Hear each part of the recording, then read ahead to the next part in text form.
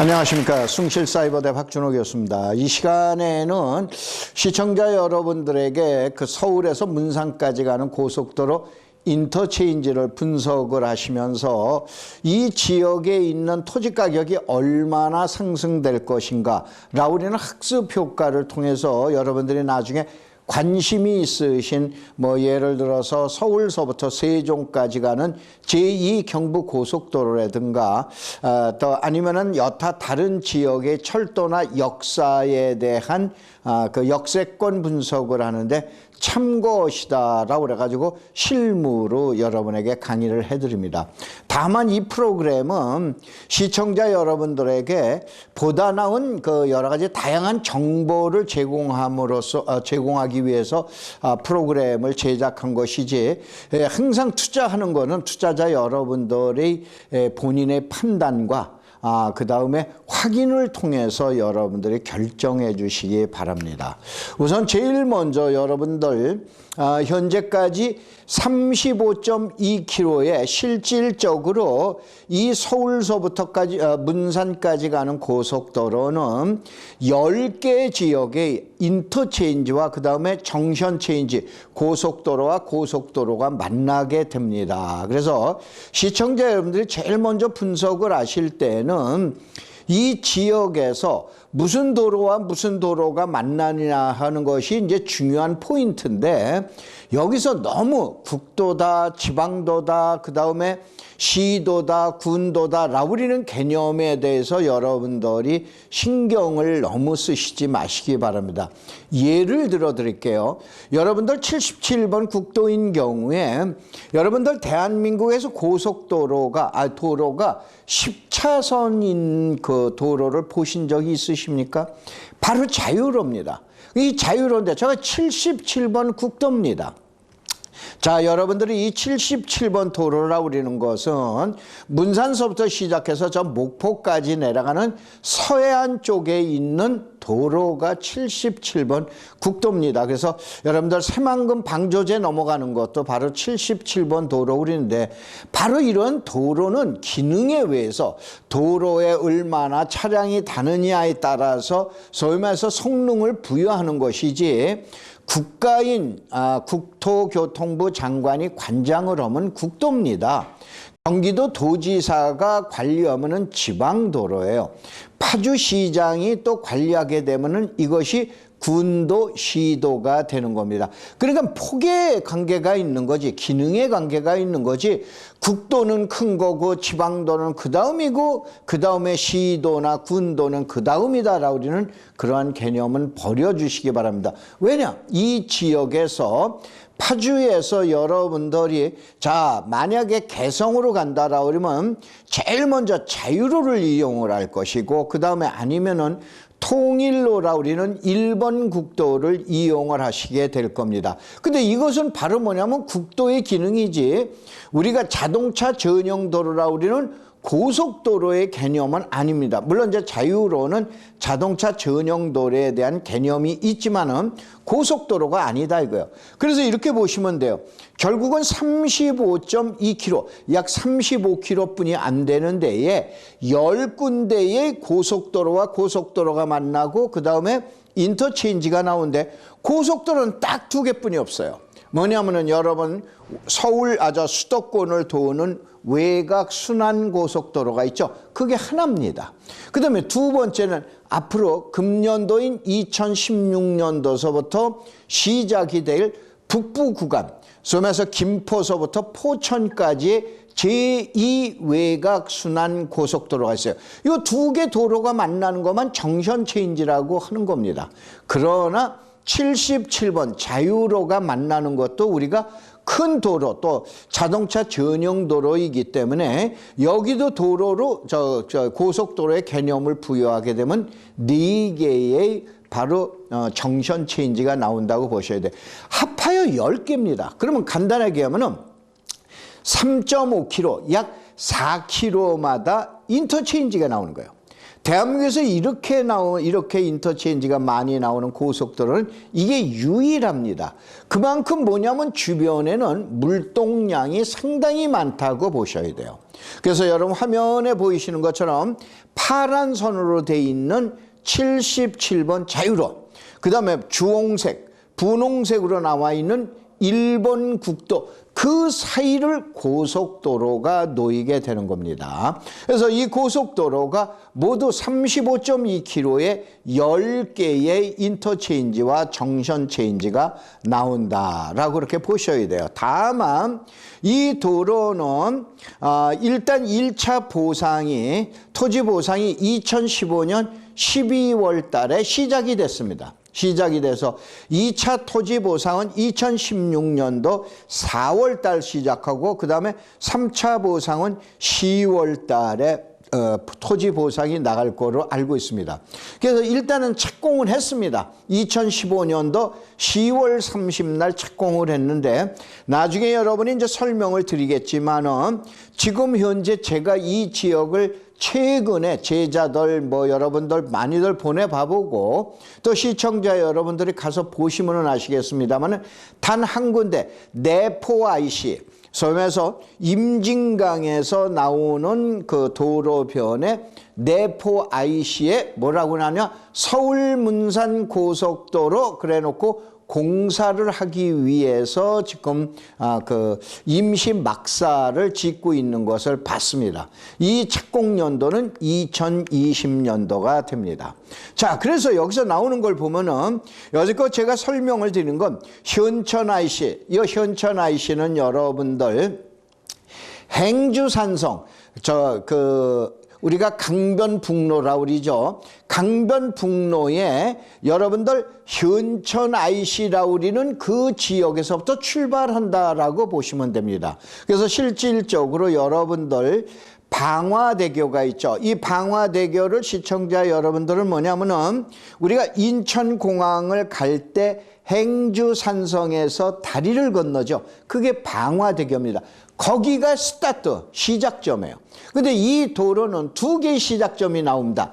가양대교와 함께 방화대교가 두 개가 시작점이 됩니다. 그래서 지난번 시간에 여러분들 현천 IC, 그 다음에 화전 IC, 그 다음에 행신 능곡 IC, 그 다음에 고양 정션 체인지라는데, 고양 정션 체인지라는 것은 제1 외곽 순환 고속도로가 도는 거기 때문에 여기까지 해드렸고, 그 다음에 1,000만 원짜리, 평당 1,000만 원짜리가 나올 것인가 해서 제가 붉은색으로 표시해드린 식사지구, 또 사리언 IC가 되죠. 여기서 과연 1,000만 원짜리가 나올 건가라고 그래서 저는 나올 거로 예상을 했기 때문에 해놨고, 그 다음에 가장 아마 번잡하게, 가장 교통량이 많고 가장 그 집중, 포커스가, 그 클러스터가 많이 일어날 요소로서 설문 IC, 파주에 있는 운정신도시와 함께 설문동에서 들어서는 설문 IC를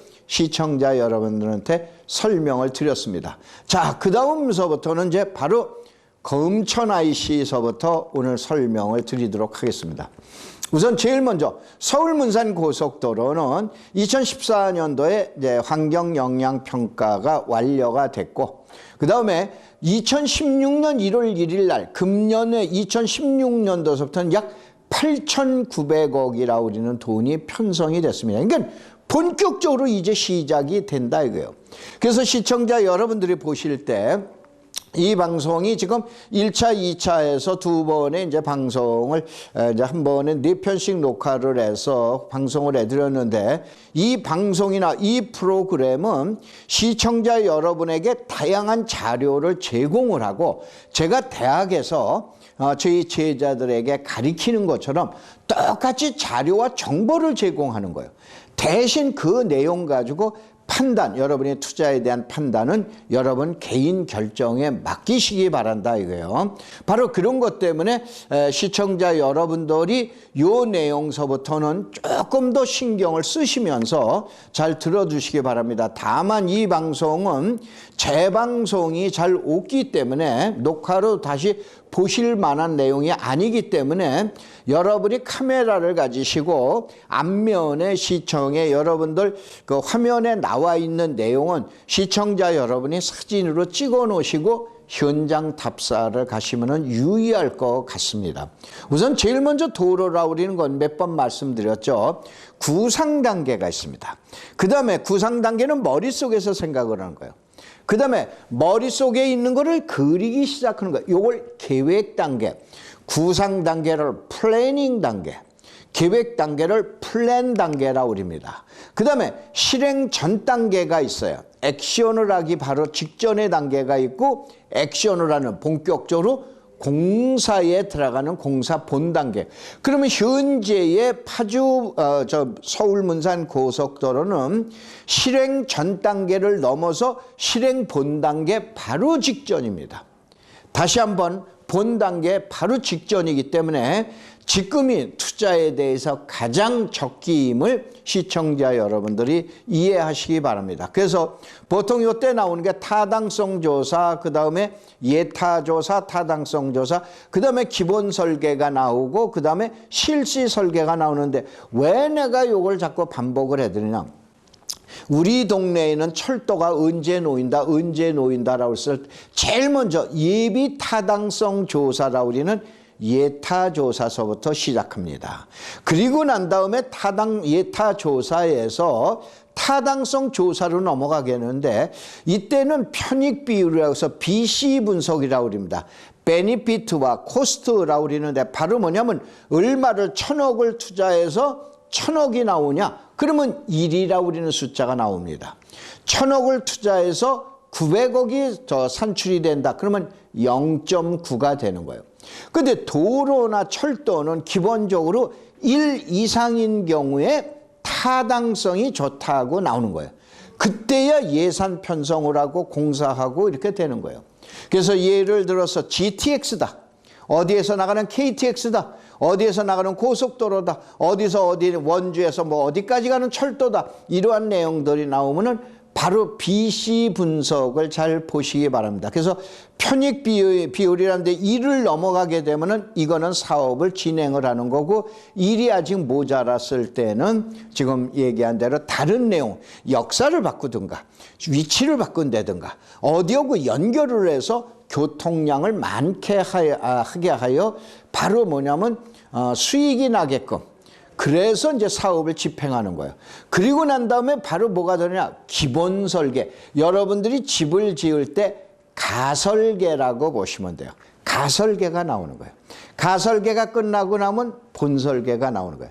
참고적으로 가장 여러분들이 거의 확실시 역사 위치나 인터체인지 위치가 거의 확실하다라고 그러면 물론 본설계가 나와서 건설회사한테 발주하기 바로 직전에 이때 좋은데 실질적으로는 기본 설계, 가설계가 나왔을 때 이때서부터 본격적으로 여러분이 집중 스터디 하시면 되십니다. 그래서 제가 이 자료를 여러분한테 보여드려 놨습니다.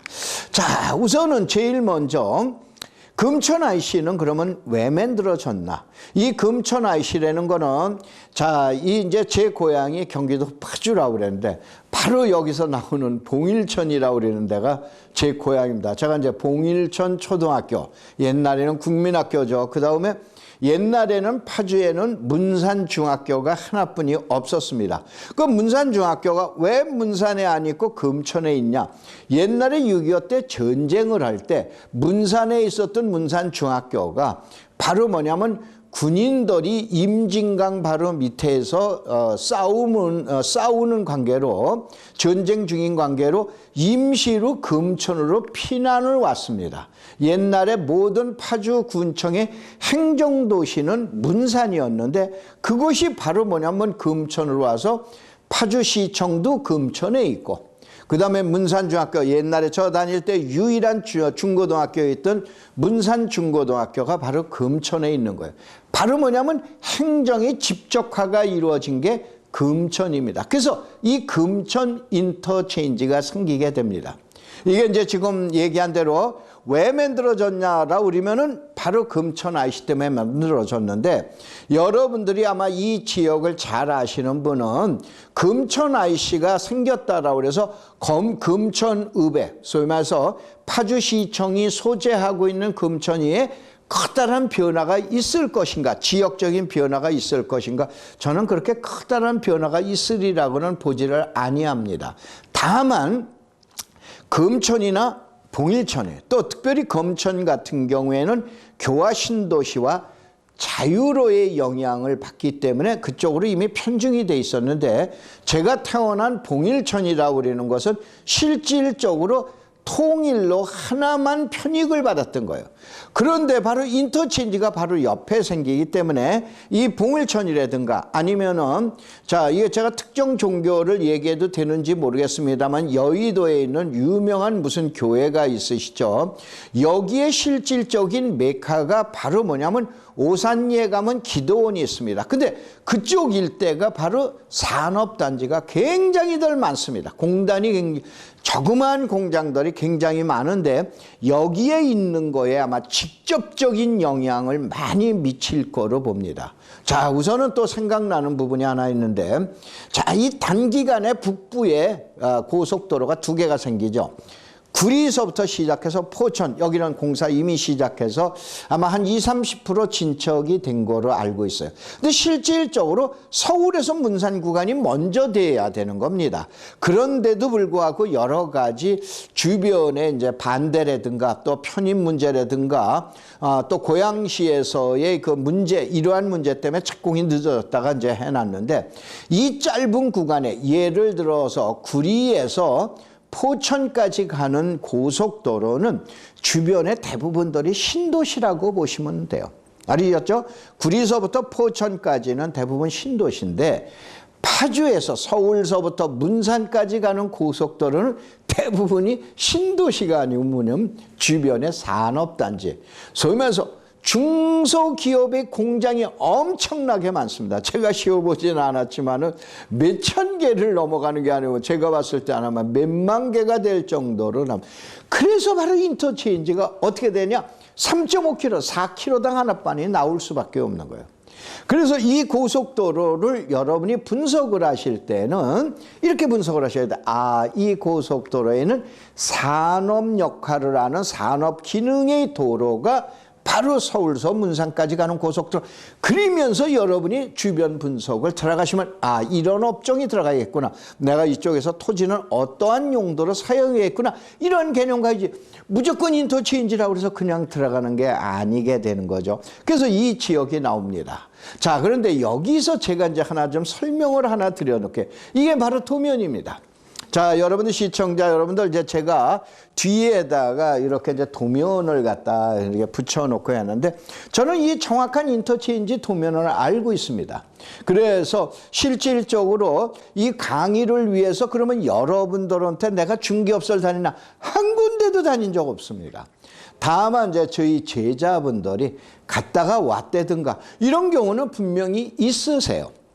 그래서 대충 토지 가격이 얼마 정도 되는구나라고 그런 걸 갖다 알게 되는데, 자, 제가 오늘 이것이 아마 첫 번 방송에서도 그 내용이 나왔는데 오늘 있는 그대로 내용을 얘기해 드리겠습니다. 우선은 제일 먼저 시청자 여러분들, 뭐 많은 분들이 얘기하시기를, 아, 박준호 교수, 숭실대 명지부동산대학원의 박준호 교수는 우리나라 토지에 대해서는 뭐 최고다, 뭐 세 손가락 안에 든다, 다 칭찬 많이들 하시는데 좋습니다.